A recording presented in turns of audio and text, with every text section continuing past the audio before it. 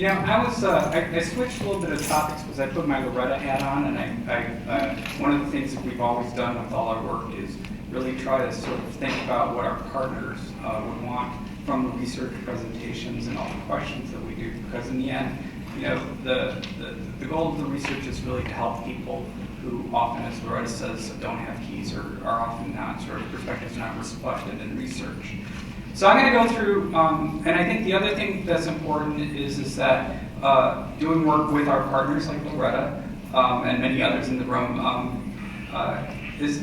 we've been doing it for a long time, and it can really, it's really enriched the research that we do. So I'm going to go through a really quick timeline for those who've heard this before. I apologize. For those who haven't, I'll try to go through it very quickly. Just to give you a sense of some of the work that we've done, we've started doing this work around depression since 2003. And actually, I want to give a shout out to our Louisiana partners who are being on the phone right now. We've also had a long history with our Louisiana partners in New Orleans since Katrina, and actually I've been doing a lot of work with them around some PCORI-funded work recently. But the recognition that partnerships and collaborations with both professional colleagues, like the ones in this room, the county, and funders and community, it really takes a long time to do this kind of work.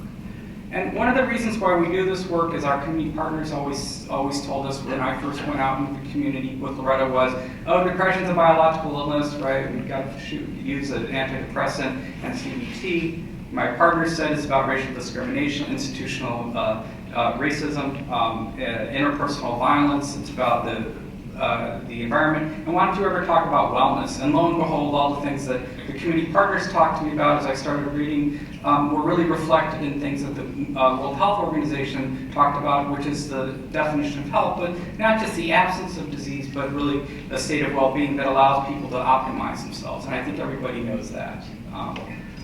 And the other thing that was really important that took a long time to learn, and I think should be reflected once again, because we have the Office of Equity here, is that that the World Health Organization also has a definition of equity, and this is something my partners told me a long time ago. I've never had the advantages you've had. I've never, equality doesn't necessarily mean equity, and it's not just I get the same sort of opportunities you do. I need a greater opportunity because I need a taller stool to stand on. And so it's really not just about inequality, but really, when there is inequity, it's a failure to avoid or overcome equality. So you have to give people start where people are at and give them the opportunity based on where they've been. Sorry.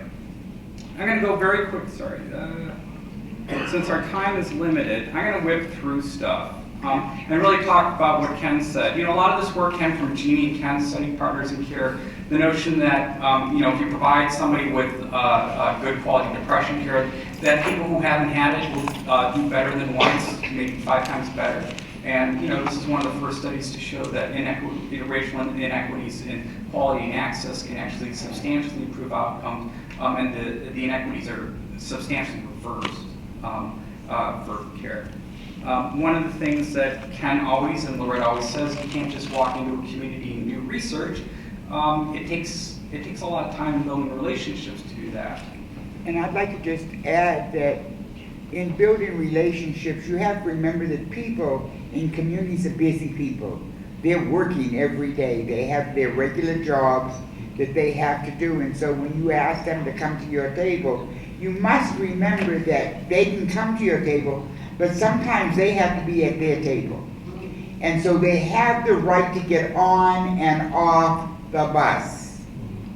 And you have to remember this. You cannot ding somebody because they were in their office writing a grant and they didn't come to your office and sit and spend an hour and a half in a meeting that may or may not have came up with something other than that I'm spending my time in your office.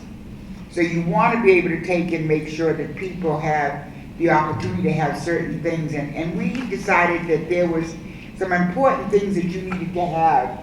And you are, go back. It's really important. What is going on? Which one are you talking about? The bus. Oh, the bus, there you go. Yes, and you have to have trust respect for people. You have to make sure that there's participation and that it's real participation and not just somebody coming to the table. You need to make sure that there's a knowledge transfer. Remember that people have a PhD of the sidewalk. How many people know what a PhD of the sidewalk is? And if you don't know, you need to ask me afterwards. And then you have to have experience. And then we use this picture here to talk about research. What is research? Research is to share, to look and listen, and to record. We took the mystery out of the word research and gave folks in community an opportunity to understand what research really is. And then we decided to talk, build, and support what goes on in research. Thank you. Had to put that in there because if you don't understand what it is, you can't move it. Yes, so a lot of our work initially started around a community-based research project called Witness for Wellness, where everything was up for debate, even the definition of depression. And our partners always said it was about institutional racism, the built environment, and sort of the inequities in society at all levels. And we kind of came to a common understanding over after 3 years, and we developed a randomized trial that Ken, Loretta, Jeannie, there was another gentleman, Jim Gilmore, and Elizabeth Dixon from Queens Care, were to develop a partnership around depression in Hollywood and South Los Angeles, which essentially brought together 95 programs within 50 agencies and randomized agencies to two conditions. One condition to train agencies using a technical assistance approach around depression quality improvement designed for primary care. And then the second condition was to use this community engaged process to over 4 to 6 months in each community to adapt these toolkits for each community. And what we found at 6 months, and I'm not going to go through all the gory details of the study because of the time limitations, but that when we used community engaged approaches, basically there were some really interesting findings that when you use these when you plan together with the community and community agencies to implement depression collaborative care, both in primary care as well as a network between churches, social service agencies, homeless agencies, they were able to do things like improve mental health, quality of life. Now, depression actually didn't change, but it was a comparative effective study because we kind of knew both would change. And we improved things like physical activity. The interesting other findings we had were that we reduced homelessness risk and behavioral health hospitalizations in 6 months. And we were actually able to show that we could build a capacity of non-healthcare sectors to do something that looks like depression care.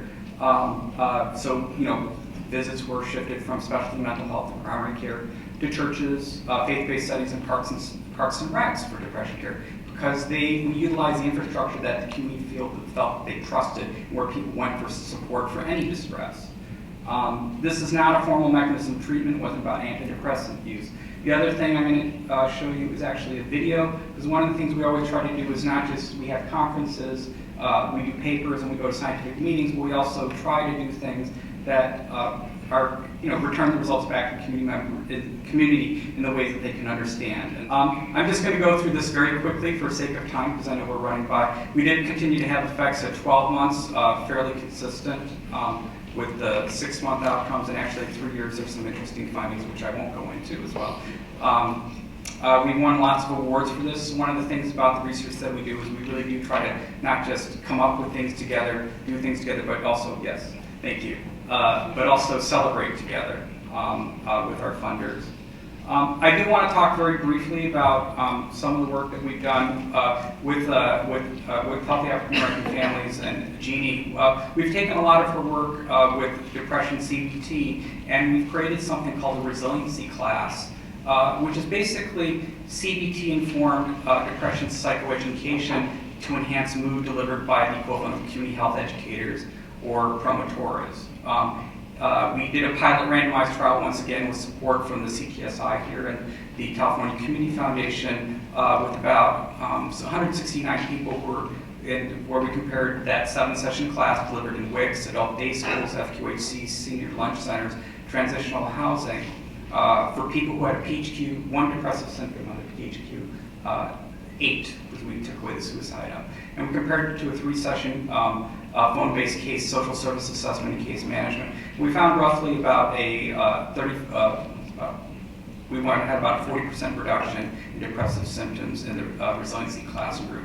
As a result of our work, we've been lucky to get a PCORI-funded demonstration to do this in both New Orleans and Los Angeles with LGBT adults across different types of agencies. And in this particular study, what we're doing is we're comparing depression, collaborative care training, and technical assistance, and looking at the added value of the resiliency class to see if there's anything that the resiliency classes add anything over and above depression technical assistance to agencies. And we're going to be looking at depression outcomes at 6 and 12 months. We've listened to our partners, and we're looking at internalized homophobia, perceived discrimination. We're looking at sort of comfort in telling people about sort of their sexual or gender orientation status, and so forth. We're just starting this study. We're going to be doing probably in Long Beach, South LA, Hollywood, and in New Orleans in the next month.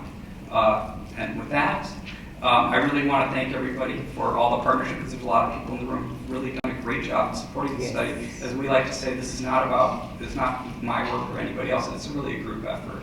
And we appreciate all the support we've gotten. Thank you so much. Thank you.